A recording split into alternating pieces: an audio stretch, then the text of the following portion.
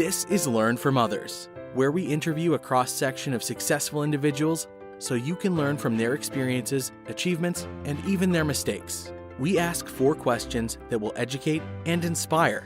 Greg Stanley will be your guide as we join our guest on a journey from adolescent daydreaming to success in today's world. Join us on this adventure as we learn from others together. Well, welcome to Learn from Others, where we help others succeed by sharing success. I'm very excited to introduce our special guest, Wyatt Ward. Wyatt, thank you for taking us on your career journey.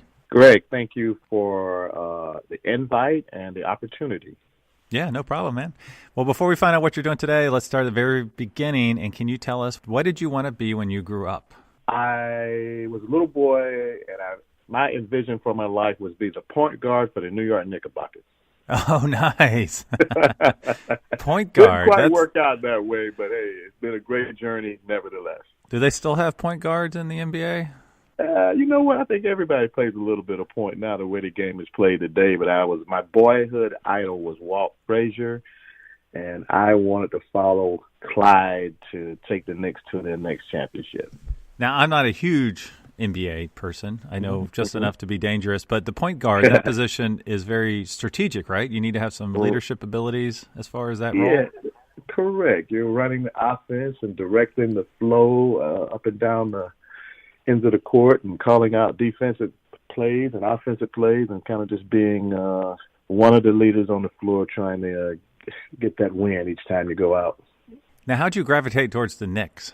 You know what? Because when I was a kid growing up, it was only a few teams. You know, things were different back then. There was only a few teams on TV consistently, and the Knicks was just one of those teams. And then obviously the big pull of the Big Apple kind of excited me as a little kid too. So that's how they ended up being the team that I followed at the time. Not the team I follow today, but the team I followed as a youngster. Yeah, it's funny. As little kids, I used to like the Pittsburgh Steelers because I liked their helmet. Yeah, there you go, yeah. And my dad bought me a Miami Dolphins helmet that was too small. I'm like, oh, man. Well, what was your first job? When were you really felt like you had some type of responsibilities and you wanted to perform well? You know, when I was, again, back to childhood, I remember going into the kitchen every day after dinner with my mom. I want to wash the dishes. I want to wash the dishes. And as a little boy, that was my first task. And when I was assigned that task, unfortunately, I had to keep it until I left for college, along with a lot of others. So that was the first time I ever got assigned to do something, and was expected to do it, well and do it consistently. Right. Now, did you have a favorite subject or hobby in high school? I've always been kind of like drawn to history. I've always enjoyed reading history and trying to just learn from my past. And it's always been my biggest interest as far as class is history. And now, what was your first job where you got a paycheck? Was that in college? Yep, exactly. College freshman working in the athletic department there at the University of Akron, Ohio. Did you know LeBron when he was a little kid? No, I actually heard about LeBron though when he was a young protege. Like even before he was a teenager, everybody was always talking about how good this little kid is there in Akron. So that legend started very early on. Now that we understand how your career journey started, can you tell us what you do today? And if you would, kind of walk us through the different jobs you had that led you to what you're doing. Graduated college, ended up in Greensboro, North Carolina. I was hired by a company called Camelot Music, and at the time they were a retail Camelot company. Music? Whoa, what is this, 1983? What is this? A blast for the past. Late 80s, I'm dating myself. Now, let me guess, it was in a mall. Absolutely in a mall in Greensboro, North Carolina. They hired me to be their store manager, hired me up in Ohio, and moved me down to Greensboro. Never been lived in North Carolina before, but it was a great experience. Loved that state, loved that opportunity. And what did you sell at Camelot Music? At that time, it was all about CDs and cassette tapes, Greg. You might not remember those, but I do, fondly. Thank you. And we sold a lot of posters, too. Wow. Okay, so where did you go after Camelot Music? How did your career progress? Camelot actually opened the door to join Nabisco, which is now Mondelez Nabisco. I moved from Greensboro to Atlanta and was pursuing a job, not a job, really pursuing a career, I would say, would be more accurate. And just worked through some different channels and initially got an interview with Mondelez Nabisco. It was Nabisco at that time, and started out with them literally as a part-timer just to get my foot through the door, and everything kind of progressed from there. So as a part-timer, this was, as I've quoted before, a cracker stacker where you would merchandise cookies and crackers onto the grocery shelves. Is that correct? For sure.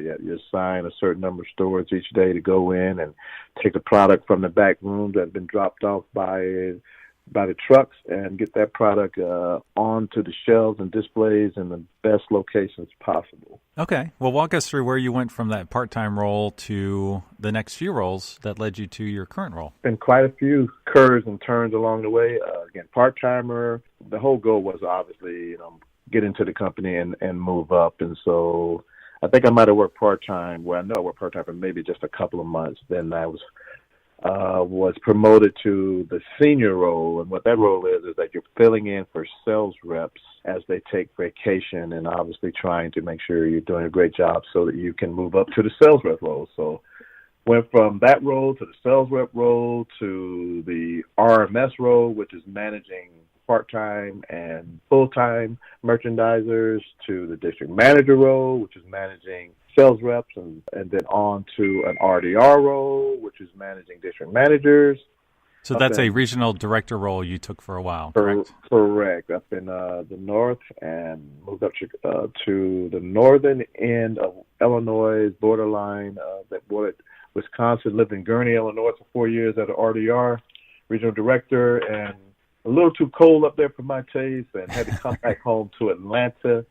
And so I'm back in Atlanta, Georgia. I'm back in a district manager role back here in Atlanta. If you would, walk us through your average day or your average week. Obviously, you're managing sales rep that have territories and customers and all sorts of goals. If you would just kind of walk through how your typical week looked. A typical week, Monday is an office day in terms of getting everything in line for the week ahead and just getting the communication out there to the team on what our goals are, both short-term for the week and long-term for the month, just making sure we're all aligned together and communicating that out to all the sales reps and the full-timers that work daily with the sales reps. And then Tuesday through Friday is out in the field with different sales reps and coaching and working together to drive execution to the highest level and all of the customers that we call on. So in the field basically means for your world, that would be grocery stores, correct? Correct. All the major grocery chains here in this geography, which pretty much all the major players are, Kroger, Walmart, Publix, Target. That's about 95% of my business, those four accounts.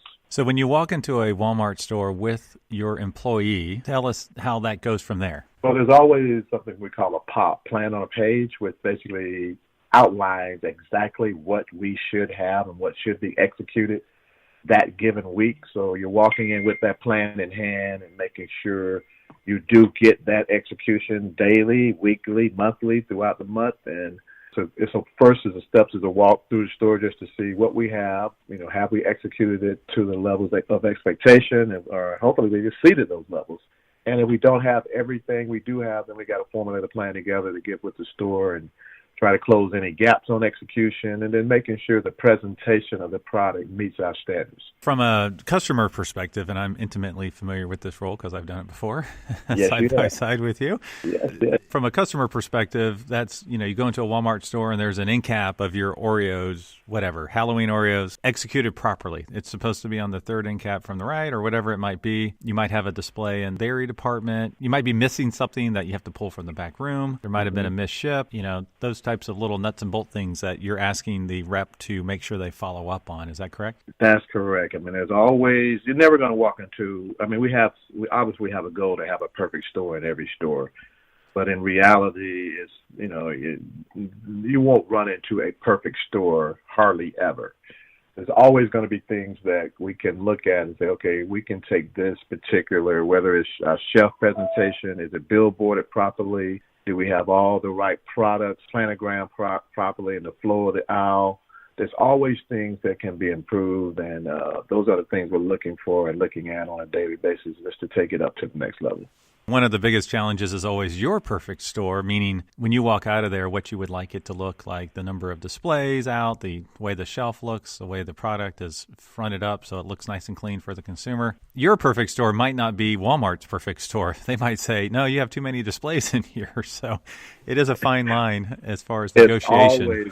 That is always one of the challenges because, again, we know we're not the only vendor that any account deals with. So we're obviously trying to make sure that we get our fair share and plus some. I mean, the company that I work for, we dominate the cookie cracker category, and we feel like, we have the best products out there, so there's no way there should be anybody in our segment that's out displaying us or out executing us in any store we walk into. So we're always out there trying to make sure that the customer gets an opportunity to buy the number one products in our segment as easily and efficiently as possible. Now, what is the most challenging and the most rewarding aspect of your job? For me, that's never changed since I started with the company. When you walk into a store and you have these goals and plans and executional goals you're trying to execute, and you walk in and you may be, say you're trying to get to a scale from 1 to 10, and you walk in that store and it may be a 6, and you want to walk out at that 10 level. So that's always been satisfying to me, to walk in there and know that we took this store from a 7 or 8, and we took it as close as possible to that 10. That always has been a driver for me. What's the most challenging aspect of your job? Getting everybody to work together to make that happen, because you're going to always have pushback. You mentioned earlier, the stores don't necessarily are going to buy into every time, everything you want and your reasoning as to why you want it, and you're always trying to fact-based sell to them and say, this is why you need Miller wafers over in your produce next to your bananas. And you may have a produce manager who says, well, I don't have the space for that. And they're not looking at it in terms of how to tie that in for their consumer and make 2 purchases instead of 1. They're just looking at, hey, that's another headache for me if you got something over here in this area that I've got to make sure stays maintained. You're always trying to get them to understand that we're going to maintain it and we'll take care of it. And what it's only going to do for you is just increase your sales per square footage. So you're always challenged to get others to see it from your perspective. Well, before we move on to our next question, let's take a moment to hear from our sponsors. Do you enjoy your job and find it fulfilling? Or do you spend more time wondering what if instead of what's next? If so, contact Career Spa. Career Spa has extensive programs and curriculum and understands the challenges faced by individuals in transition. They can teach these success practices to be mastered for an effective job search. Answer that what if question by contacting Career Spa and asking their experts, what's next? Contact Career Spa at careerspa.net.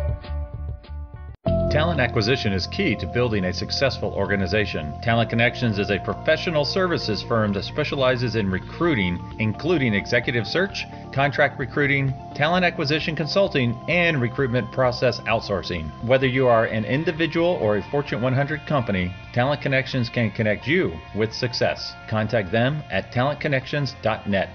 Welcome back. We just learned what you wanted to be when you grew up, which was playing for the Knicks, and what you actually do today, which is a district manager for Mondelez. So if you could do it all over again, what would you do differently? That's a question that I kind of put a little bit of thought into. You know what? It's been such a fun journey to this point. I don't know that I would change a whole lot. I think the only thing I really would change is when you're young and you're first starting out, I don't know if you really understand the importance of every little aspect of your job. The way you do is, once you gain that knowledge and gain some experience, I think there are things that I would have done even more, when I was younger in terms of just like really trying to take it to the next level. Well, let's make the assumption that someone in our audience would like to be a district manager for Mondelez. Very specific there. What advice would you give them? First of all, make sure you have a passion for this type of job and the industry that we work in. You definitely need to have a passion for 2 things, a passion for people and a passion for the products. And if you've got those 2 things, then you're well on your way. Go and get the education that you need to support the job role that you want to aspire to, and then just take all of that and work with your teammates to be the best you can be every day. And it's shoot for the stars. You're going to land somewhere high. Now, do you need to have a specific college degree to work for Mondelez?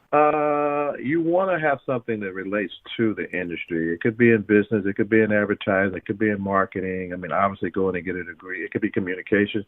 Going to get a degree in something like aerospace is not going to necessarily apply to what we do. So, yes, again, that's why I say have the goal and the passion for this if this is what you want, and then pursue it in that way.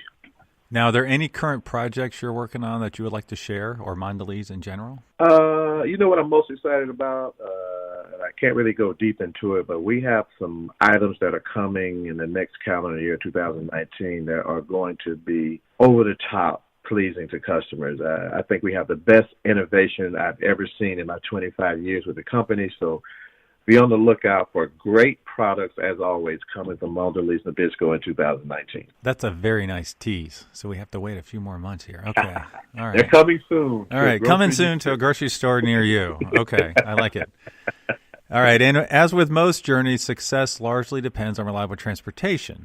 And since I'm a huge car enthusiast, could you tell us, what was your first car? My personally first car was one of my small disappointments in life. I asked my parents to get me a little small compact car when I went off to college. Nothing new, just a nice used small compact car.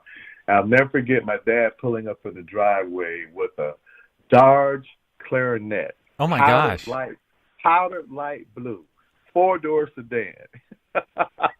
So I'm a huge car guy, and I vaguely remember that car. It's named after a musical instrument? Oh, my God. I wanted something like a little small Toyota or a Honda, a little small compact.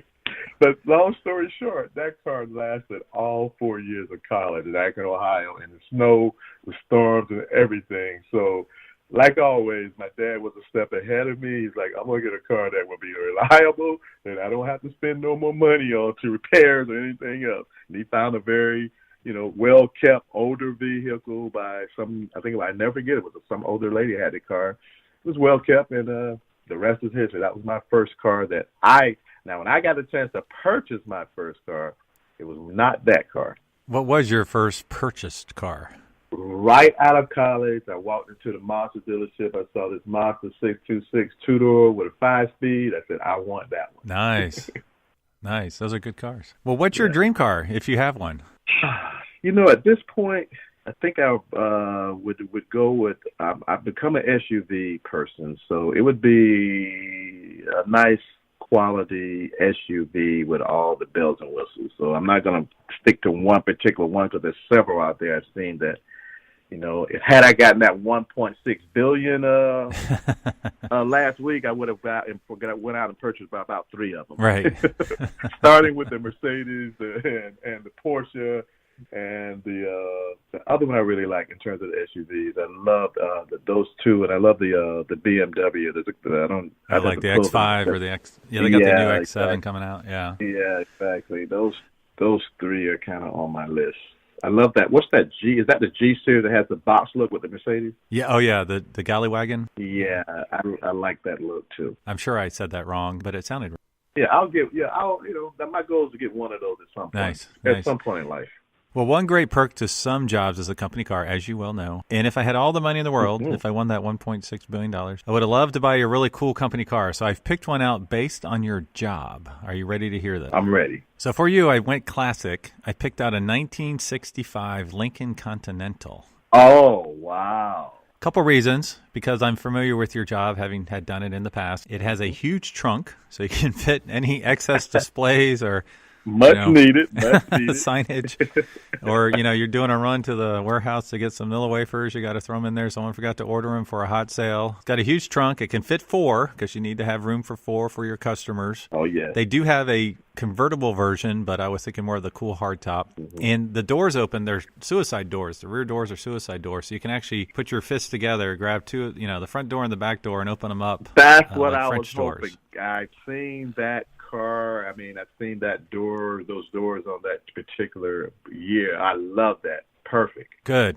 Well, I'll send you a picture of this car when we post your podcast, but it's a super cool car. So if I had all the money in the world, that is the cool company car I would buy you. Well, thank you so much for taking us on your journey today. What's the best way our listeners can learn more about you or your company? Hey, definitely go and we're out there on all the social platforms, Link, Twitter, and Mondelez Nabisco is everywhere. We're worldwide. We're in 160 plus countries, and Oreo is the number one cookie on the planet. So we're always very easily accessible. Cool. Well, thanks, Wyatt, so much for taking us on your career journey today. Thank you, and I enjoyed it, and much continued success to you, Greg. Thank you for listening to Learn from Others, where we help others succeed by sharing success. Where will our next adventure take us? Subscribe to find out. If you know of someone who has a cool career story or occupation, contact Greg through Instagram at Greg Stanley LFO. That's GregStanley LFO. And we will see you soon as we learn from others together.